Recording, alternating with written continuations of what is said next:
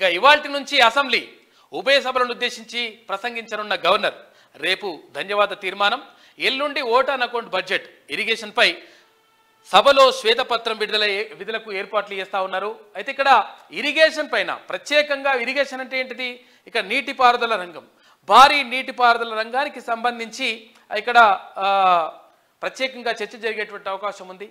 ఈ చర్చలో ప్రధానంగా కాళేశ్వరం పైన పెట్టిన ఖర్చు ఎంత, తర్వాత దానికి నిజంగా ఇప్పుడు నీళ్ళు వస్తున్నాయా, ఎందుకు మేడిగడ్డ కుంగిపోయింది, దీనికి సంబంధించి గత ప్రభుత్వం చేసినటువంటి దగా ఏంది, మోసం ఏంది, తర్వాత ఎందుకు కప్పిపుచ్చారు, దీనికి సంబంధించి అన్ని విషయాలు కూడా శ్వేతపత్రం విడుదల చేయడానికి ప్రభుత్వం సిద్ధమవుతా ఉంది. ఈ నేపథ్యంలోనే అక్కడ మాజీ ముఖ్యమంత్రి కల్వకుంట్ల చంద్రశేఖరరావు ఎట్టి పరిస్థితుల్లో అంటే రావాలి, ఈ సభకు అటెండ్ కావాలి, తర్వాత అసెంబ్లీ సమావేశాలకు అటెండ్ కావాలి, తర్వాత మేము చెప్పేటువంటి విషయాలను వినాలే, ఆయన ఇంకేం చెప్పుకుంటాడో చెప్పుకోవడానికి కూడా కావాల్సినంత టైం తీసుకోవచ్చు అని చెప్పేసి ఇప్పటికే ముఖ్యమంత్రి రేవంత్ రెడ్డి ప్రకటించారు. అయితే ఈ నేపథ్యంలో నిజంగా మరి అంటే తొంటి వెముక విరిగినటువంటి మరి మాజీ ముఖ్యమంత్రి కేసీఆర్ వస్తాడా రాడా అనే దానిపైన ప్రధానంగా ఇప్పుడు చర్చనీయాంశంగా మారింది. అయితే ఒక సానుభూతిని కూరగట్టుకునేటువంటి ప్రయత్నంలో భాగంగా వాళ్ళు అంటే బీఆర్ఎస్ వాళ్ళంతా కూడా ఒక డ్రామాలు చేస్తూ ఉన్నారనేటువంటి వాదనలు కూడా వినిపిస్తూ ఉన్నాయి. ఇక ఇరిగేషన్పై సభలో శ్వేతపత్రం విడుదలకు ఏర్పాట్లు, మేడిగడ్డపై విజిలెన్స్ రిపోర్టు రిలీజ్ చేసే ఛాన్స్ కూడా కనిపిస్తూ ఉంది ఈ సభలో.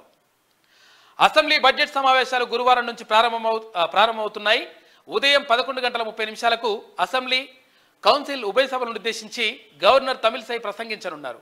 గవర్నర్ ప్రసంగం తర్వాత సభ వాయిదా పడనుంది.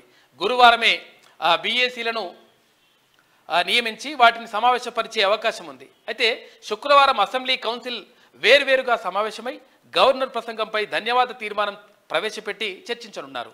శనివారం ప్రభుత్వం ఉభయ సభల్లో ఓట్ ఆన్ అకౌంట్ బడ్జెట్ ప్రవేశపెట్టనుంది. సోమవారం నుంచి బడ్జెట్పై సభ్యులు చర్చిస్తారు.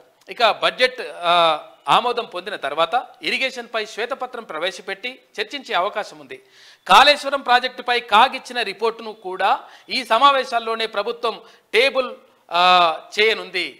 అంటే అక్కడ ఏంది, control and auditor general report ఇచ్చింది. ఇప్పటికే మొత్తం కూడా ఇదంతా కూడా తెలుసు, ఇదంతా కూడా లంగ కథలు పడ్డరు, ఇష్టం వచ్చినట్టుగా పైసలు మొత్తం కూడా పక్కదారి పడిపోయినాయి అని చెప్పేసి ఇప్పటికే రిపోర్ట్ ఇచ్చింది.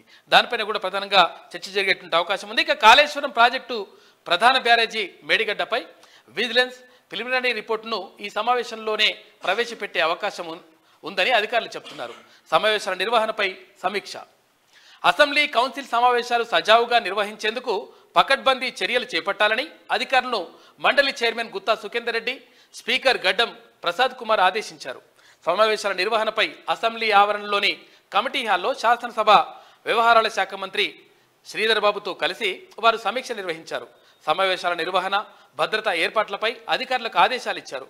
మండలి చైర్మన్ సుఖేందర్ రెడ్డి మాట్లాడుతూ ఇక సభ్యులు అడిగిన ప్రశ్నలకు త్వరగా సమాధానాలు వచ్చేలా చూడాలన్నారు.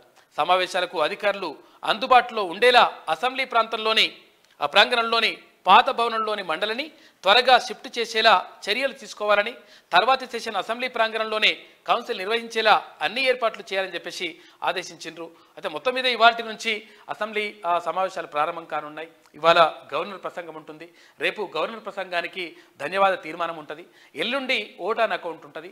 ఈ ఓట్ ఆన్ అకౌంట్లో ప్రధానంగా ఇక్కడ చర్చకు వచ్చేటువంటి విషయాలు చాలా ఉన్నాయి. అందులో ప్రధానంగా ఇప్పుడు ఇరిగేషన్ పైన, అంటే ఇక్కడ నీటిపారుదలకు సంబంధించి గత ప్రభుత్వం చేసినటువంటి మోసం ఏంది అనే దానిపైన ప్రధానంగా ఈ ప్రభుత్వం, ఇప్పుడున్నటువంటి ప్రభుత్వం, కాంగ్రెస్ ప్రభుత్వం శ్వేతపత్రం విడుదల చేసేందుకు సిద్ధమైంది.